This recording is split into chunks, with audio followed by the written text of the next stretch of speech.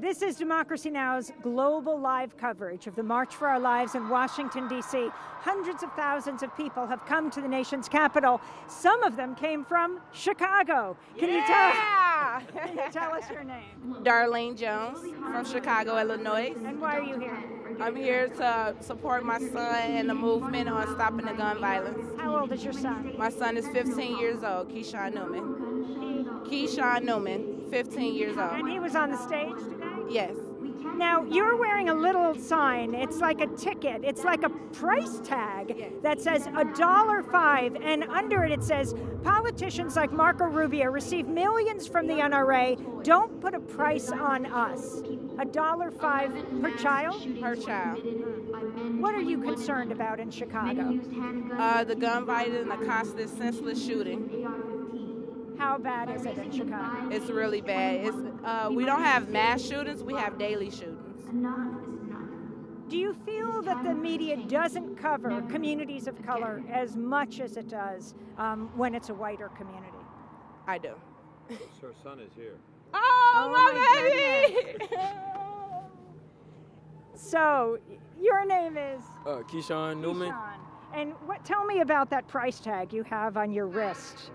This is price tag to basically say the cost of everyone inside Chicago well, not inside Chicago, I'm sorry. Inside of just everyone. So every kid is wearing $1.05. Yes, everyone is worth $1.05 apparently.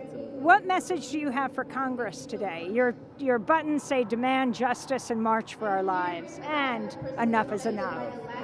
Just want to let them know that you can't put a price on the lives that we lost and the lives that we could lose if we don't do everything that we need to do right now.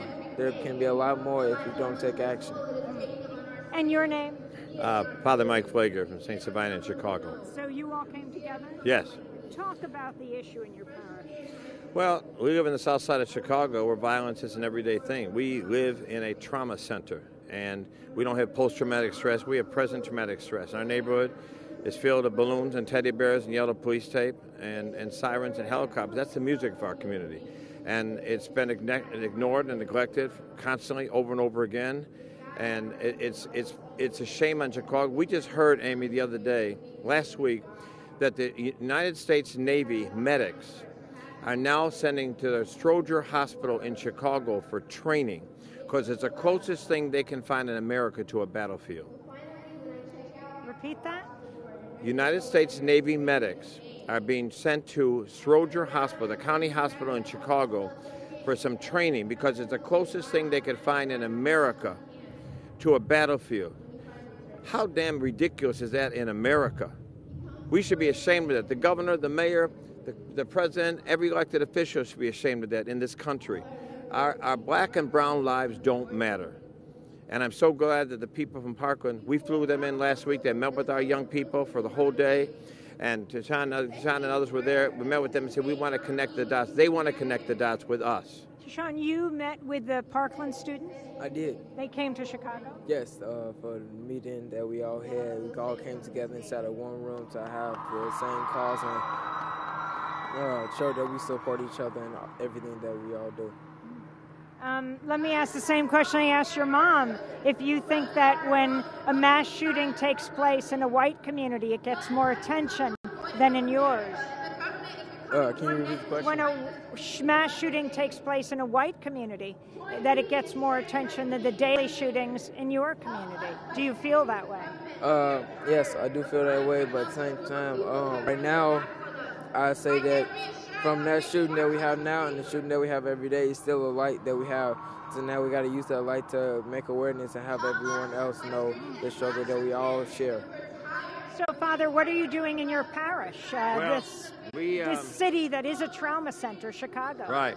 Well, we started about 7 years ago. We do Friday night walks every night. We hired 4 ex-gang members that work full-time on staff.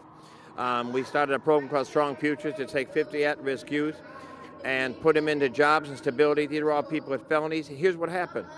50 people with felonies. We spent $6,500 on them. That's total in a year. And now 46 of them are working full-time jobs. It's $42,000 if they go to prison. it's 110,000 if they get shot. So people who don't care about our young people in Chicago, if for no other reason, it's a business decision to care about our young people. $6,500 is much better than $42,000. We can turn lives around. It's not that we can't end this violence. We don't have the will to end this violence because the NRA and the politicians care about themselves and care about their lily white communities and don't care about the black and brown west and south side Chicago. Do you feel like Parkland is helping to pierce the veil even in Chicago? Oh, absolutely. And the Parkland students and Chicago students are united. And we want to unite with Brooklyn, we want to unite with Philly, we want to unite with South Central. Young people are doing something the adults didn't do. They're moving above race. They're moving above creed and culture and faith.